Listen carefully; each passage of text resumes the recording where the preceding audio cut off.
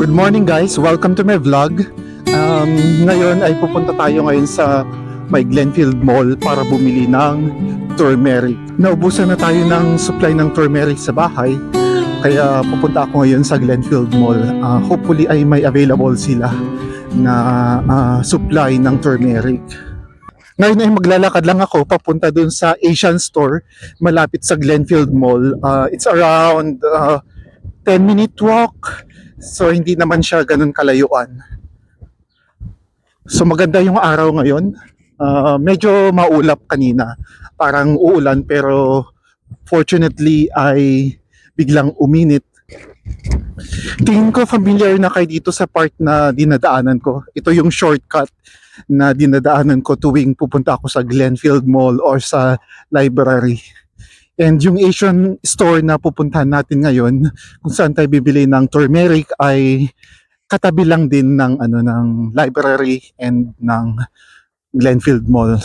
Maganda din na naglalakad from bahay to anywhere else here kasi it's a form of exercise. So ginagawa natin itong daily habit para sa ganun ay ma-improve yung ating cardiovascular system and maiwasan natin yung mga sakit like mga stroke, diabetes, high cholesterol level.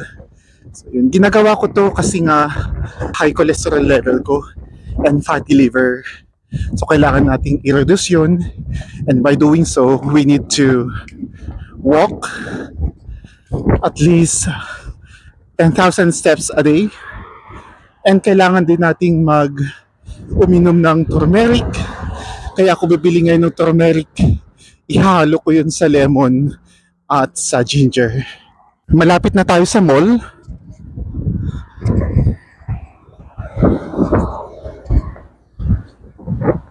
Ang reason kung bakit ako bumibili ng turmeric ay hinahalo ko yun sa lemon juice at saka ginger, and dinalalagyan ko din yun ng mainit na tubig. Ininom ko yun tuwing umaga. So nawala na tayo ng stock ng turmeric, so kailangan natin bumili. Everyday ko yun ininom, like at least once a day, or kung sinisipag ay twice a day.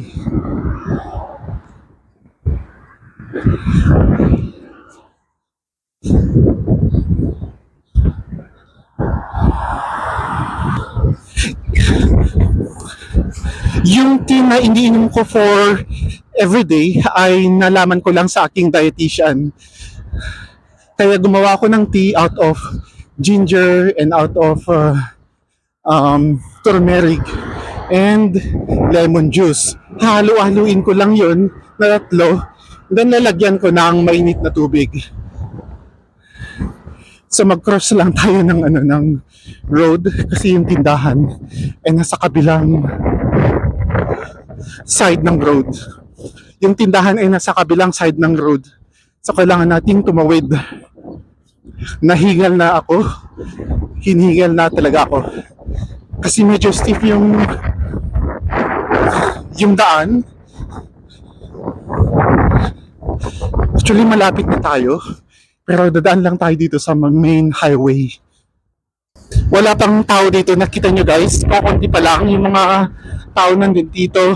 Pero usually, madaming tao dito na nakatambay or naghihintay ng mga sasakyan.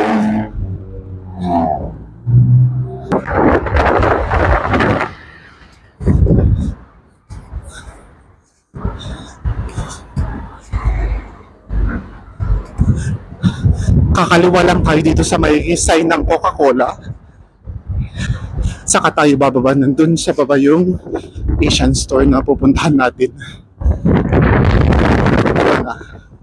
Malapit na tayo dito sa Asian store.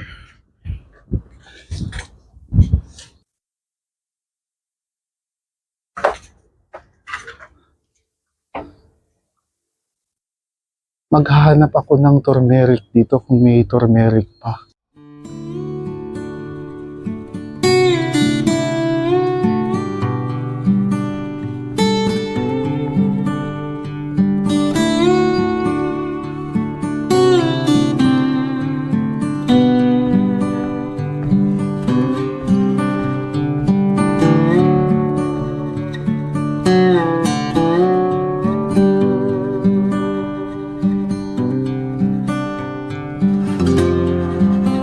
Parang walang turmeric. Wala akong nakikita na turmeric.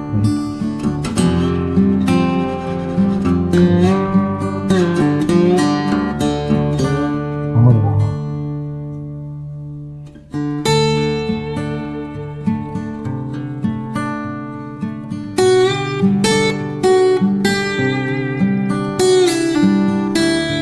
Parang walang turmeric dito ngayon.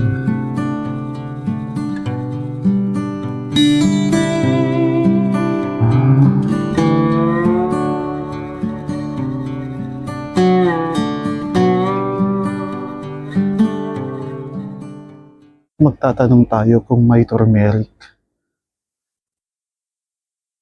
Do you have turmeric? Do you have turmeric? Siyempre, frozen?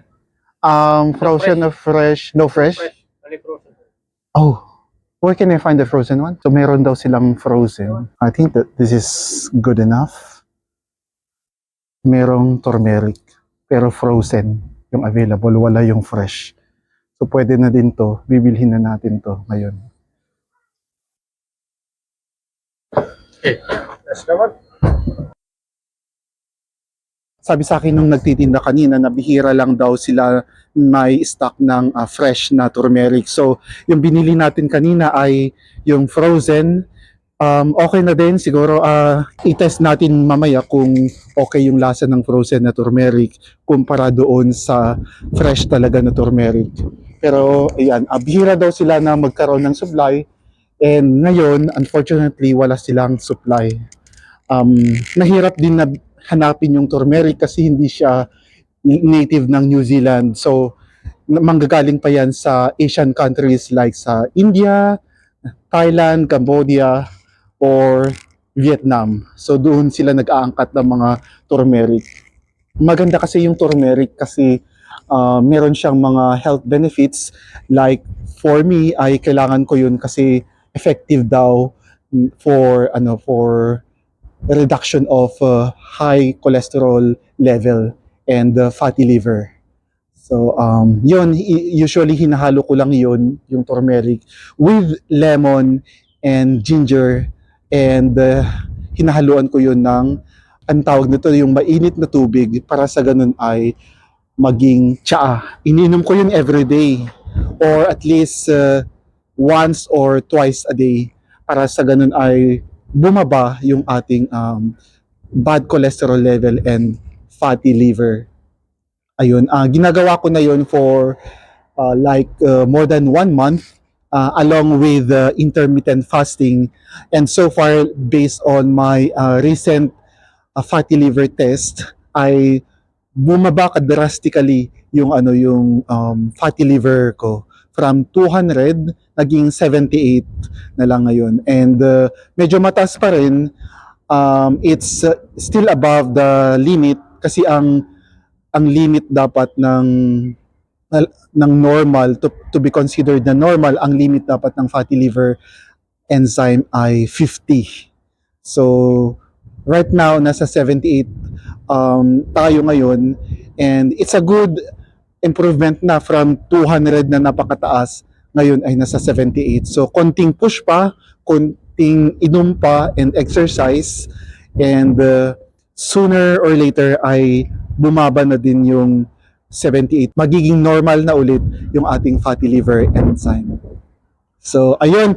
Ngayon ay pupunta naman tayo sa loob ng mall para bumili ng mga ibang mga food supplies natin, and like black coffee and salt. Babili ako ng black coffee kasi ang tawag nito, out of stock na ako sa bahay, and maganda din yung black coffee without sugar na iniinom, parang sa ganun ay ma-reduce yung ating bad cholesterol level. So ayan, tara guys, punta na tayo sa Glenfield Mall and mamili ng black coffee.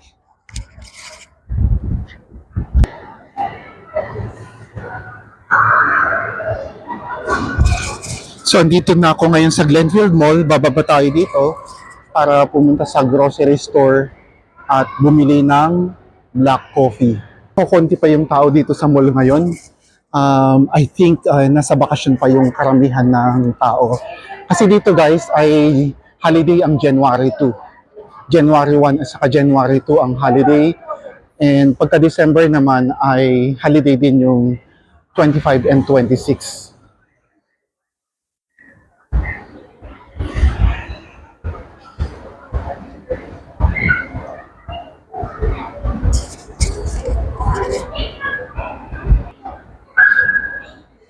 So usually dito sa New Zealand, pagka December merong 3 weeks na shutdown starting December 20 to January 13. So 3 weeks yun na walang pasok yung mga offices. So lahat ng mga nagtatrabaho ay nakabakasyon sila.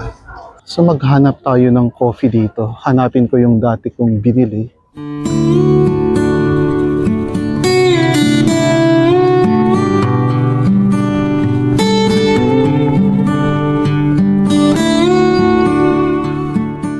Actually, nakalimutan ko yung brand ng binili ko last time. Pero it's somewhere here.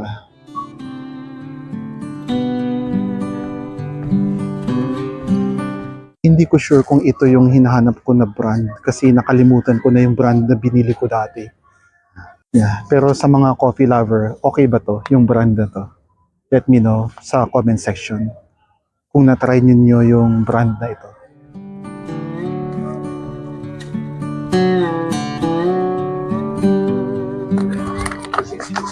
Parang ito ata yung yung binili ko before. Hindi ko matandaan. So, ano sa tingin nyo? Kasi espresso ito. Ang hinahanap ko yung parang lasa ng kapeng barako ng Batangas. So, hindi ako sigurado kung ito yun,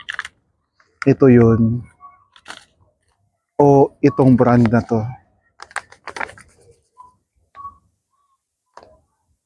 Parang purong pino ito.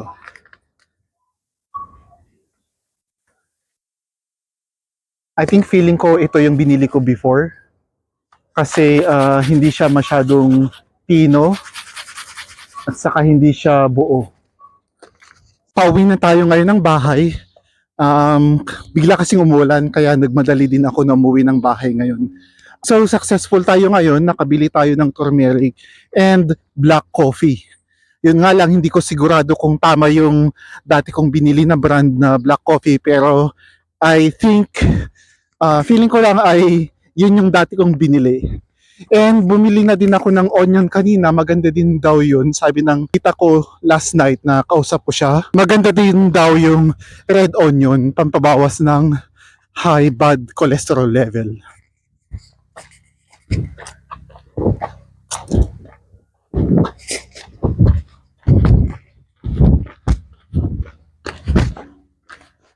Bumili na din ako kanina ng red onion kasi na-advise sa akin ng aking tita na nurse. Maganda din daw yung red onion para ma-reduce yung bad cholesterol level sa ating katawan. Hinihingal talaga ako.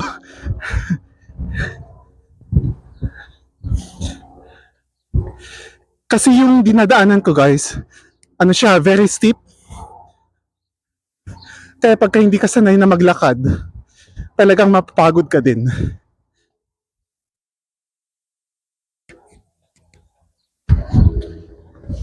Ayan o, tingnan niyo yung langit. Tingnan niyo yung mga ulap, medyo madilim na. Kaya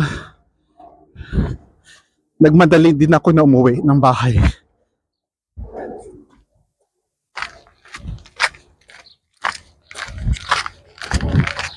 Thank you guys for watching my channel. If you like my video, please consider subscribing on my channel. And please don't forget to like my video and let me know down sa comment section kung ano yung mga videos na gusto nyong i-gawin ko later on. Enjoy watching my video and hope to see you in the next one. Goodbye and God bless.